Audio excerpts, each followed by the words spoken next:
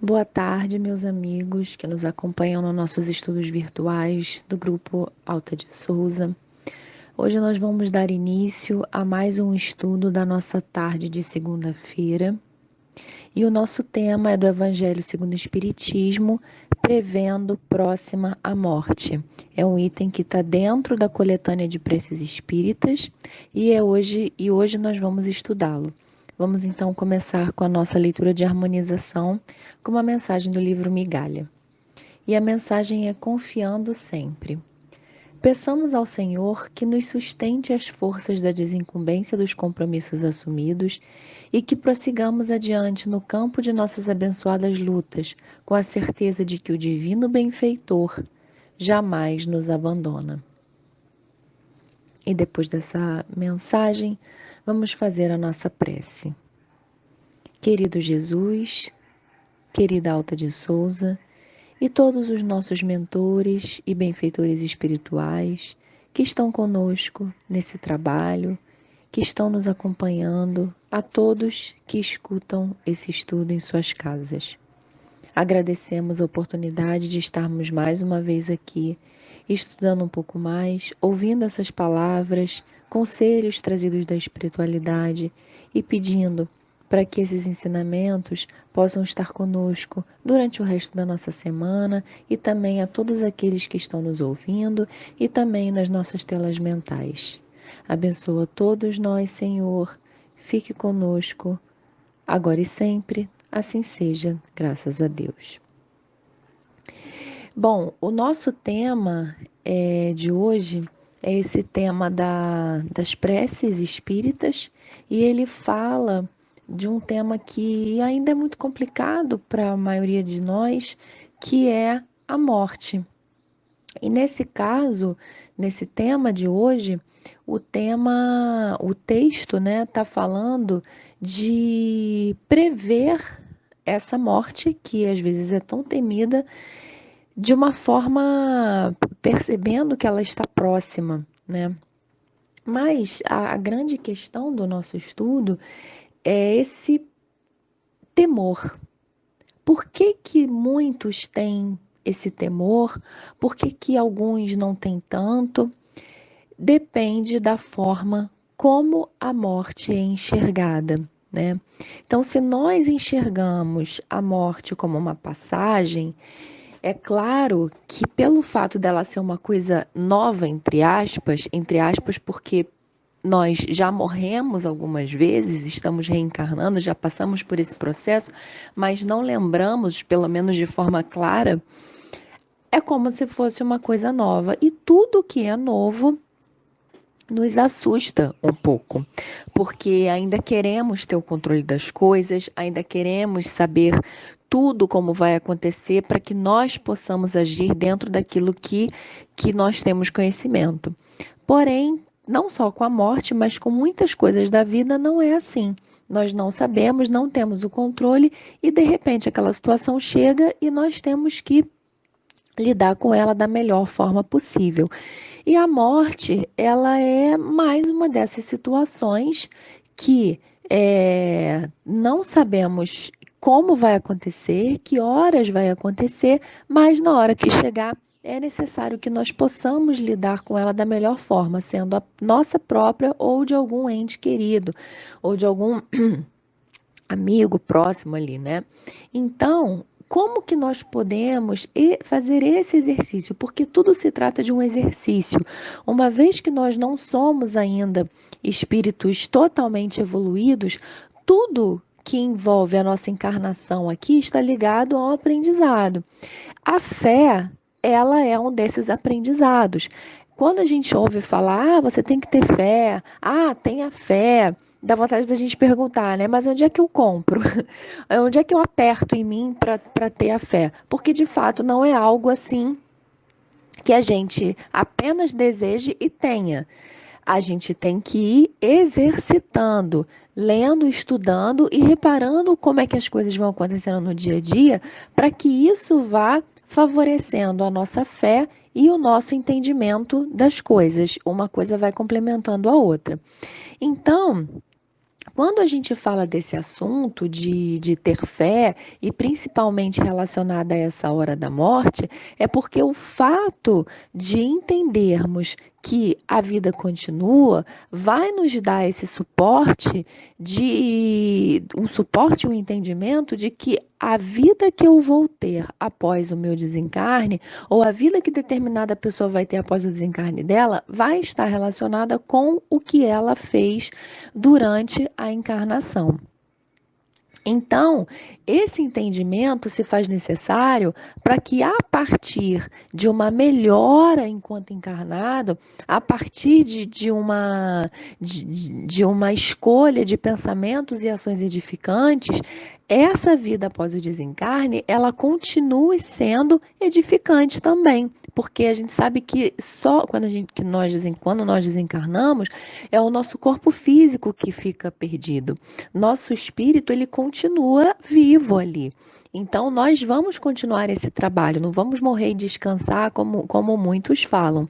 E nesse trecho específico do Evangelho, ele não fala dessa continuação, como vai ser. Isso a gente encontra, tem vários outros trechos da literatura espírita, tanto no Pentateuco como na literatura complementar. Nesse trecho aqui do Evangelho, ele fala do desenlace, que é também que a gente encontra no Livro dos Espíritos algumas questões perguntando, né, como que vai ser esse desenlace, e a espiritualidade vai responder que depende. Pode demorar um pouco mais, pode ser um pouco mais rápido, pode ser mais difícil. Tem alguns relatos, como a gente sempre menciona muito nos estudos, que é o do irmão Jacó, no livro Voltei, né? Então, assim, quando ele já está ali no leito, no hospital, ele já tem contato com a espiritualidade que vem buscá-lo, né? Então, assim, é uma forma de você ter esse desenlace mais tranquilo, mais sereno, porque pode restar aquela dúvida, pode ficar aquela coisa, o que está acontecendo? O que está acontecendo com o meu corpo? Aquela pergunta que muitos falam que acontece, eu estou falando e ninguém me ouve. E ajuda muito você ter ali um mentor do seu lado. Quer dizer, o mentor sempre está do nosso lado, mas ajuda muito que nós possamos ver que ele está ali. Porque ver, sentir é o que vai, na verdade, qualificar esse amparo que nós estamos sentindo, porque amparados todos nós somos, mas a verdade é que muitos não sentem, muitos não percebem, então acha aquela frase, né? Ah, Deus me abandonou, Jesus me abandonou, Deus não existe, porque senão isso não teria acontecido na minha vida. Na verdade, essas pessoas, até como foi postado no nosso grupo do WhatsApp outro dia, elas ignoram. Então tem um texto, quem quiser voltar aí nas nossas mensagens do grupo, ou então procurar depois, né? A mensagem se chama Por que Ignoram? É justamente sobre esse comportamento que muitas pessoas têm, esse comportamento que a gente está vendo hoje, selvagem, primitivo, turbulento, é justamente de espíritos que ignoram certas situações, inclusive essa principal, esse princípio do espiritismo, que é que a vida continua. Então, quando você ignora que a vida continua, você age como se realmente não houvesse amanhã, como se tudo que você fosse fazer na sua vida, de aquisição, de atitudes, de pensamentos, todos eles estão relacionados. A pessoa que pensa assim, ela age como se tudo estivesse relacionado a essa encarnação. Então, eu preciso ter todo o dinheiro do mundo, eu preciso fazer tudo, mesmo que seja edificante ou não, para conseguir o que eu quero, porque depois que eu morri, acabou, acabou. E não é bem assim. Muitas pessoas, inclusive, tiram suas próprias vidas por conta desse pensamento, porque acha que vai morrer e vai acabar o sofrimento, quando, na verdade, nós, através da literatura espírita, podemos perceber que o sofrimento é muito pior, de uma forma muito, muito intensa, né? Existem relatos dizendo que a pessoa fica vivenciando aquele momento como se fosse um pesadelo e não consegue sair daquele pesadelo. Quem já teve pesadelo ou pesadelo desse tipo sabe como é horrível, como é um desconforto, uma agonia. A gente até acorda muitas vezes trazendo aquela angústia que passou durante a noite. Então, imaginem só como não é viver isso após o desencarne. E aí tem também um outro texto muito legal que está no livro do irmão X, que fala justamente sobre esse comportamento, né, que muitos têm enquanto estão encarnados, e depois se frustram quando desencarnam. E a mensagem, o texto se chama As Portas Celestes, quem também tiver curiosidade de procurar. E ele fala justamente disso, de um grupo de cristãos, né? Então ele generaliza, ele falando de cristãos de várias escolas diferentes, mas todos com essa igualdade, todos com essa equivalência de acreditar em Cristo, mas de formas ali diferentes. Então, esses cristãos que se diziam muito crentes, né, e tendo muita fé enquanto encarnados, eles chegam às portas do céu, digamos assim, de uma forma como é colocada no texto, e se frustram porque eles não veem aqueles anjos que provavelmente eles sempre ouviram falar, eles não veem os arcanjos, então eles ficam se questionando por que não tem anjos e arcanjos e toda aquela maravilha para recebê-los, já que eles foram tão crentes, tão fiéis na concepção deles, já que eles foram tão crentes à religião deles, por que não tem essa imagem de céu que eles esperam ter? Então e tem uma passagem muito bonita do texto que ele vai falando, né? Depois da surpresa, a revolta, após a revolta, a queixa, fim da queixa, o sofrimento construtivo, e com esse surgiu a prece, que é mais ou menos o nosso processo, né? A gente primeiro se irrita, primeiro a gente não entende, aí a gente não aceita, a gente se irrita, até que nós mesmos não aguentando mais, vamos passando por aquele sofrimento e no final a gente não aguenta e vai pelo sofrimento, né? Não consegue pelo amor, vai pelo sofrimento, como dizia Agostinho. Então, ele menciona essa parte aqui no trecho. Então, chega esse momento da prece, passada toda essa etapa de sofrimento, e aí eles são atendidos por um benfeitor espiritual, que eles ficam até se perguntando, será Jesus? Será não será Jesus? Mas é um benfeitor espiritual, e ele fala, o que desejas, meus irmãos? O que desejais, meus irmãos? E então esses irmãos, é como se eles falassem assim, e precisa falar o que a gente deseja, a gente está aqui sofrendo, porque a gente, enquanto encarnado, a gente fez de tudo, e agora só essas nuvens, essa neblina, né, provavelmente ali uma atmosfera quase que umbralina, não dá para saber pelo que ele fala, mas ele menciona uma neblina espessa e uma penumbra indefinível. Então, nesse momento, esse benfeitor espiritual vem esclarecer para eles por que eles não estavam nesse céu de anjos e arcanjos. Então, ele faz apenas algumas perguntas. Eu não vou falar todas aqui, mas quem tiver curiosidade, busca o texto depois. Então, ele faz algumas perguntas, como assim, colocastes Deus sobre todas as coisas? E aí o grupo vai só respondendo, não. Consideraste os interesses do próximo como se pertencessem a vós mesmos? Não. Então ele vai vai fazendo várias perguntas que seriam perguntas que justificariam chegar lá e ser recebido pelos anjos e arcanjos, né? Até poderia ser, mas todas eles vão respondendo não. E quando a gente lê, a gente vê que são perguntas que provavelmente a gente também responderia não, né? O pior é esse. A gente está ali lendo do outro e fala assim, mas eu também responderia não.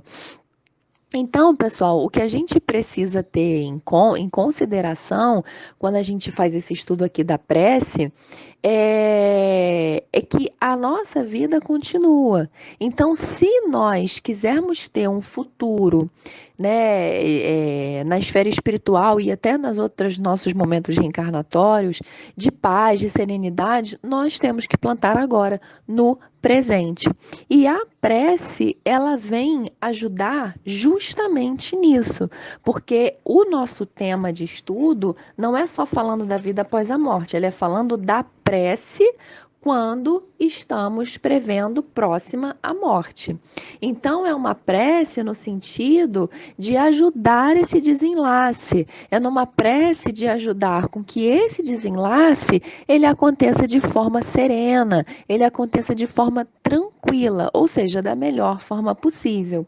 Então, a gente tem o item 40 e 41, porque o 40, ele é um prefácio, como a gente sempre tem nesse capítulo aqui das preces, ele é uma breve explicação do que se trata a prece, para justamente a prece ser feita da melhor forma, e depois, na 41, você tem a prece propriamente dita.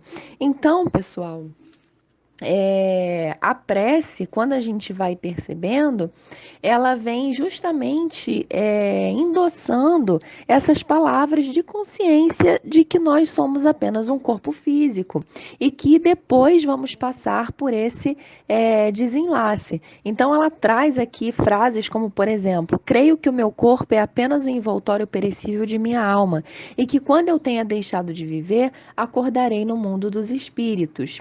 Depois fala assim, ó, Deus Todo-Poderoso, sinto se rompem os laços que me prendem a alma ao corpo, e que dentro em pouco irei prestar contas do uso que fiz na vida que me foge. Então, esse prevendo próxima morte é próxima mesmo. A pessoa já está sentindo. Não é que ela fala assim, eu acho que eu vou já estou no meu processo. Não é. É justamente aquela assim, dentro em breve, como ele fala aqui, ó, irei prestar contas do uso que fiz da vida que me foge. E ele sente, a pessoa que está fazendo essa prece, ela fala assim, ó, sinto se rompem os laços que me prendem a alma. Então, assim, é uma consciência tanto de que esses laços estão se rompendo, como de que em breve prestará contas. E prestará contas para quem? Para nós mesmos, para nossa própria consciência. Isso nós não precisamos desencarnar para saber e para lembrar. É mais ou menos quando acontece quando nós estamos encarnados e fazemos algo que nos arrependemos. Então eu fui grosseiro com uma pessoa, eu enganei uma pessoa no meu trabalho para conseguir o lugar dela. Aí a gente fica sentindo aquele remorso, a gente fica sentindo aquele arrependimento, aquela angústia. Não é isso? O que que é isso? É alguém que apareceu materializado na nossa frente e falou assim: olha, você errou? Não, é a nossa própria consciência. Só que quando desencarnamos, por não estarmos mais no corpo físico, essa consciência ela expande. Então, eu acredito, né, que essa sensação de angústia ela venha muito mais pesada e ela venha de forma muito mais intensa. Então, a prece, ela continua nesse sentido, ela é uma prece até bem grandinha, assim, comparada com outras aqui desse capítulo, e ele vai finalizando falando assim: perdoa aos que me tenham feito ou querido fazer mal, nenhum rancor contra eles alimento, e peço-te, meu Deus, que lhe perdoes. E na última partezinha, ele fala: a vós, bons espíritos, e a ti, meu anjo guardião, suplico que não me deixes falir nesse momento supremo. Fazei que a luz divina brilhe aos meus olhos, a fim de que a minha fé se reanime, se vier a abalar-se. Então, nesse último parágrafo, ele pede para não deixar falir nesse momento supremo. Então, é interessante porque, assim, eu fiz uma vida toda impecável, digamos, né? Fui perfeito, fiz todo o meu momento, mas ainda dá para falir nesse momento, que é o momento do desencarne. Então, aqui nessa prece, vem todo um pedido de eu entendo que eu sou só um corpo encarnado, que a minha vida continua. Depois vem um pedido de perdão e no final ainda vem um pedido para os benfeitores e para os mentores espirituais protegerem, inclusive nesse momento do desencarne, para que ele tenha fé, para que essa pessoa que está fazendo a oração, ele tenha fé principalmente nesse momento. Então, pessoal, esse foi o nosso estudo, que nós possamos sempre ter a nossa fé e sempre ter a consciência de que a nossa fé ainda não é suficiente, porque, como dizia Jesus, ela ainda é menor do que um grão de mostarda. Então, que nós possamos ter a consciência de que, uma vez que ela ainda é pequena, ela está em trabalho de crescimento. Nós precisamos raciocinar, porque a nossa fé é raciocinada. E nós precisamos todo dia, assim como uma plantinha, nós precisamos adubar, molhar, botar no sol, ou tirar do sol, né? Dependendo ali da plantinha, mas precisamos cuidar da forma que essa plantinha, que é a nossa fé, precisa ser cuidada, precisa ser alimentada, para que ela vá crescendo cada vez mais e vá nos alimentando, vá nos sustentando. Então, eu espero que esse estudo possa ter ajudado a todos vocês que estão escutando, seja encarnados ou desencarnados, que a gente sabe que nesse momento também tem muitos interessados e muitos presentes. Então, que esse estudo realmente possa ajudar a todos aqueles que precisam, que mesmo os desencarnados possam continuar exercitando a sua fé onde eles estiverem, que possam ser amparados pela espiritualidade, porque, mas os desencarnados já não passam por esse desenlace, mas vão passar outras vezes, né? Então, quando encarnarem novamente, então que eles possam receber essas mensagens e que através dos nossos pensamentos, como eu sempre gosto de falar, essa mensagem possa chegar a todos aqueles necessitados de um pouco de fé, de um pouco de esperança. Então, vamos fazer a nossa prece de encerramento. Querido Jesus, querida Alta de Souza, espiritualidade amiga que esteve conosco nesse estudo, nos intuindo para conseguirmos ter a palavra certa e o entendimento correto do que foi estudado. Pedimos nesse momento para que todas as pessoas que estão nas nossas telas mentais e que estão ouvindo esses estudos possam receber as bênçãos necessárias, possam receber os esclarecimentos de que necessitam e principalmente a fé e a esperança para continuar seguindo no seu caminho e na sua jornada. Fica conosco agora e sempre, assim seja, graças a Deus.